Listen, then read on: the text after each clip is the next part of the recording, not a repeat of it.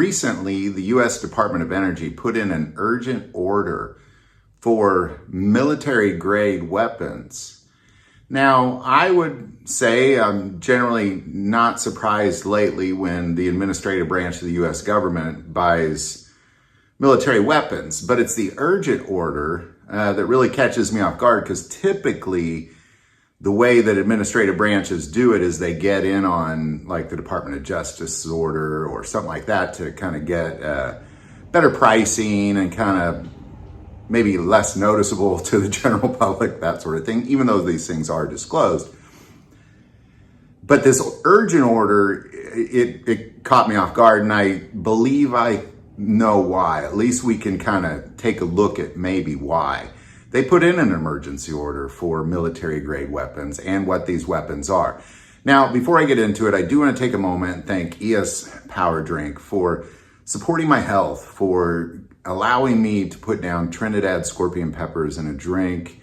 I reap the health benefits of the capsaicins in there, and I don't destroy my mouth and stomach I don't have to eat raw Trinidad scorpion peppers. I can drink this drink, still get the health benefits. I'm losing weight.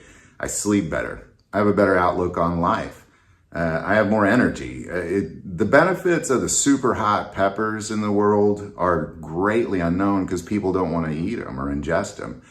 This is a great way to do it. That link is below.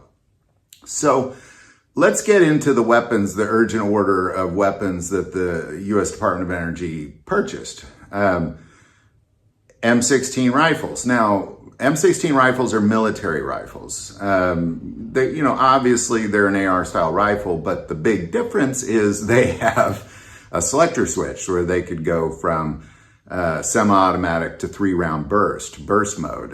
That's something ours do not have. In addition to that, they bought extra magazines for all these rifles, Glock pistols, and Remington 870 shotguns, along with around $400,000 worth of ammo. So what is this? All right, let's just kind of, if a group of people put in an urgent order for those particular weapons, something's going on. And at first you might think, well, Department of Energy, they're just militarizing the administrative branch of the government. Now, that may be true. However, according to the Department of Homeland Security, the biggest threats of 2025 in America, and this is a report that just recently came out, outside of things like fentanyl and it's really to our infrastructure, it's to our energy system. More so, we have a lot of nuclear energy facilities around this country. So I'm gonna kind of make a couple points on this. Number one, when it comes to policing, for example, I recently did a video on the Department of Education buying weapons. They should not be policing. If people are committing fraud within the Department of Education, they should lean on the Department of Justice, the FBI, that sort of thing. The Department of Energy is a little bit different. My guess is there's not a ton of DOJ and FBI just hanging out at these facilities, spending time there, guarding over them, protecting them, that sort of thing. So it really, I would agree with Homeland Security's assessment. I obviously don't have intel or insight in any way, shape, or form, but as an American, my biggest concern to an attack on America would be our energy system, our infrastructure. And according to Homeland Security, that definitely is the case right now. So I believe that this is really at the basis of what is behind the urgent order of M16 rifles, extra magazines, Glock pistols, Remington 870s, and a ton of ammo. Is all because of really an effort to guard the infrastructures of our country. So generally speaking, not a big fan of the administrative branches of the government arming themselves. Definitely am not a fan of them policing, if that makes sense, or militarizing. There's no need for that. But every now and then you do see things where you're like, I see why they need those. And this one makes sense to me.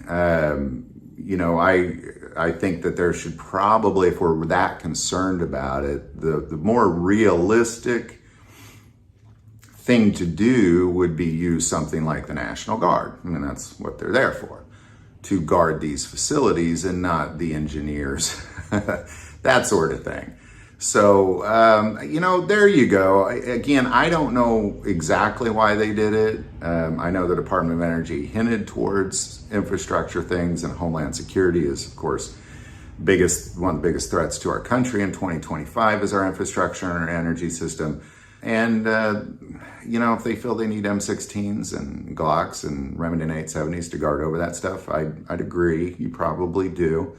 But it should be a National Guard thing, in my humble opinion. But that's not up to the Department of Energy, so they have to do something. If I ran the Department of Energy, I would have ordered a lot more than that. Let's put it that way. If I knew that I had to somehow guard over this and nobody's calling in the National Guard to help me, and I'm really just kind of on our own here at the Department of Energy. So now I also, again, I want to kind of add at the end of this is that I'm not approving of administrative branches of the government militarizing. I'm not. I'm very against it. Very against it. But every now and then one of these makes sense, and this particular one makes sense to me. They should be guarding over our infrastructure, but the Department of Education, the IRS, all those people, they should not be militarizing. If they need to do, there's policing to be done, they need to lean on to the Department of Justice and the FBI or Homeland Security. So there you go. There's my 2 cents on it. Love to know your thoughts on this. Definitely love to know your insight on it. If you have any insight on this, definitely put it below. Again, check out EOS Power Drink. That link is also below. But most important part of this channel, we take prayer requests. So please don't ever, ever hesitate to send that in.